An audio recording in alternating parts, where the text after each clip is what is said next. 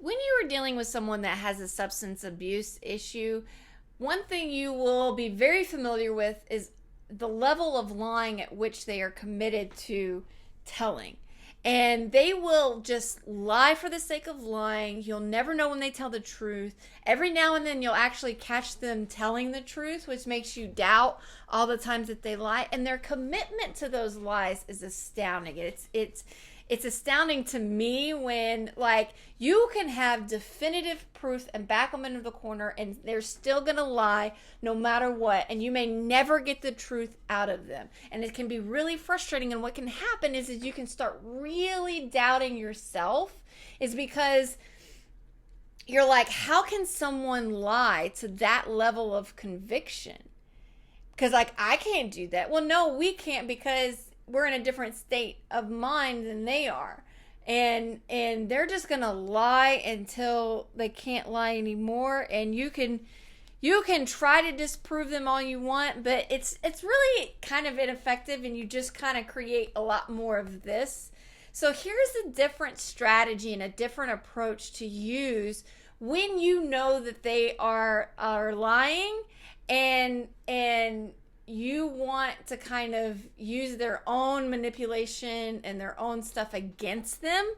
And that is actually finding things that you are very proud of them for. And I know that sometimes can be hard because of all the levels of destruction that they're in, but genuinely find things that you're proud. Maybe recently you did catch them telling the truth, and you're like, you know what? I am so proud of you for being honest about that situation.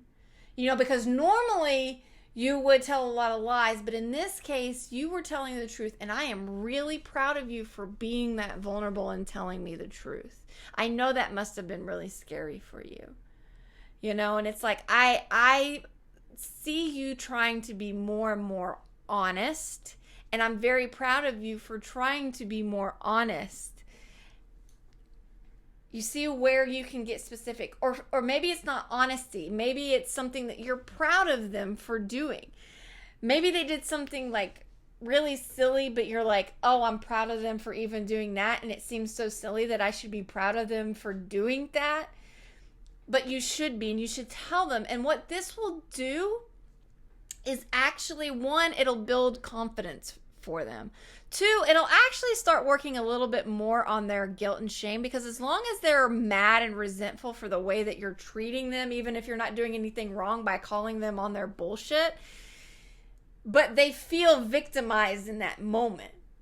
When you kind of come in and you're like, I call bullshit on your lying, even if it is bullshit, they're like, oh, I can't believe you treat me so poorly, blah, blah, blah, blah.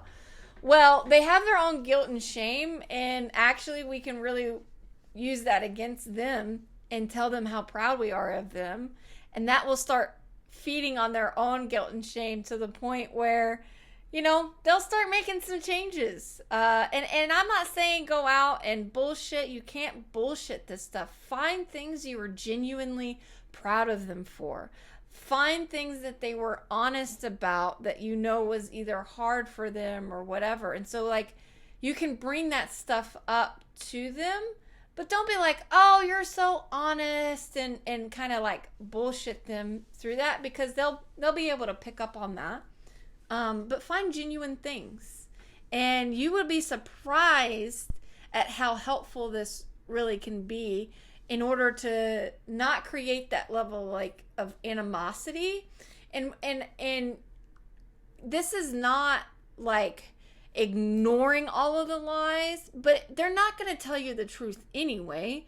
So you might as well like make this positive. You're not being snowballed. That's why I'm saying be specific and genuine in the things that you are. And